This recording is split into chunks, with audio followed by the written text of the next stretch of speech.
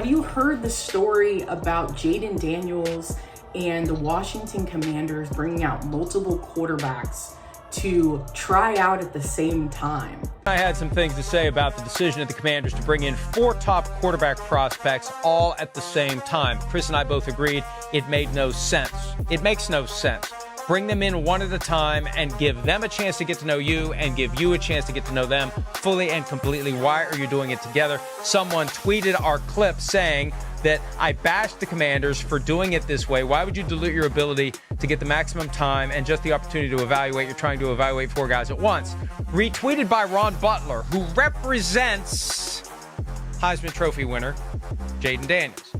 Well, if you haven't been paying attention, one of the things I happened to see when I was scrolling on YouTube TV was the fact that the Commanders are somehow back at it again with their tomfoolery, and you've got Jayden Daniels' agent liking posts about how ridiculous it is that they brought in essentially the guy that everybody thinks they're going to take, in addition to other guys they're more likely not going to take. So I'll say what I always say about the Washington Commanders, the Washington football team. They have been doing themselves no favors for the last 30 years. For people who thought, like myself, who thought that they were going to be able to bring in a well-run operation from other businesses in Magic Johnson and the Philadelphia Sixers owner. My thought was, hey, you've got a bunch of grown-ups in the room. But the problem is that they have now shown themselves to be just about as clownish as Dan Snyder when it comes to the draft. I'm not going to compare the horrible things that he was investigated about to what's going on with the new regime in Washington. I'm simply talking about the draft here. I absolutely hate it and think it's ridiculous that they would bring in multiple guys to see what type of pressure this puts on Jayden. Jayden has by far proven himself. Not only is he a Heisman Trophy winner, there are 2 locks in this draft, and it's Caleb Williams and Jayden. Why you would run the risk of turning off your franchise quarterback, who everybody and their mother knows you're taking.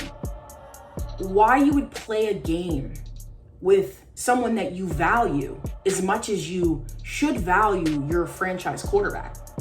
It's absolutely pathetic. I'm not sure if there's some kind of curse in that building. I couldn't tell you. I can't put my finger on what the hell goes on there in Washington. Remember early in the offseason when Ben Johnson decided not to sign with the Commanders and they found out on social media, and I asked you, why in the hell are we defending billionaires? Since when are we fighting in favor of billionaires over the little guy? In this case is Ben Johnson. Is that what we're doing now? Are we continuing to side with the guys who have 100 million options for anything that they do in business at any time? Listen, Magic and the owner of the Commanders, their legacies are largely solidified. If they don't make the Ben Johnson hire, nobody cares. It's not going to impact how people see Magic Johnson.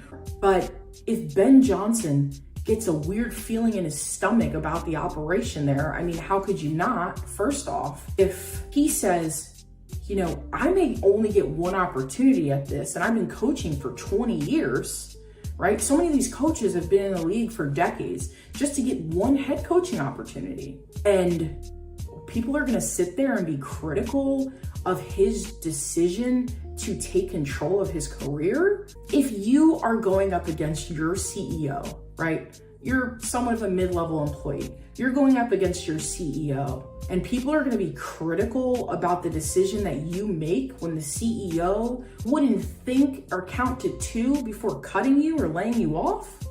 Absolutely not. I don't care that the billionaires learned about finding the job on social media. How many times do we see the roles reversed on that? These billionaires are playing with monopoly money, and I'm never gonna feel bad for them getting their feelings hurt on social media. If you were him stepping into that environment, would you want to trust a leadership group whose first year with the team decided, we're just gonna go with Sam Howell. We think that's the best way to make a splash for year one. You go into that organization and you look, yeah, there's improvements. Anytime you get Dan Snyder out of the frickin' building, that's an improvement. And he has a valid reason to say, listen, this ownership group, they're basketball guys. Number one, it's straight up not a lie. Bob Myers, the former GM of the Golden State Warriors, is the one running the head coaching search. How in the world can Ben Johnson think, oh, you know, that's fine, no worries. Being as wealthy as possible doesn't make you qualified to run a football team or to make decisions and toy with someone's career, right? Because ultimately, he's the little guy. I want to know what they're doing. Do they have their hands in too many businesses to care about their football team?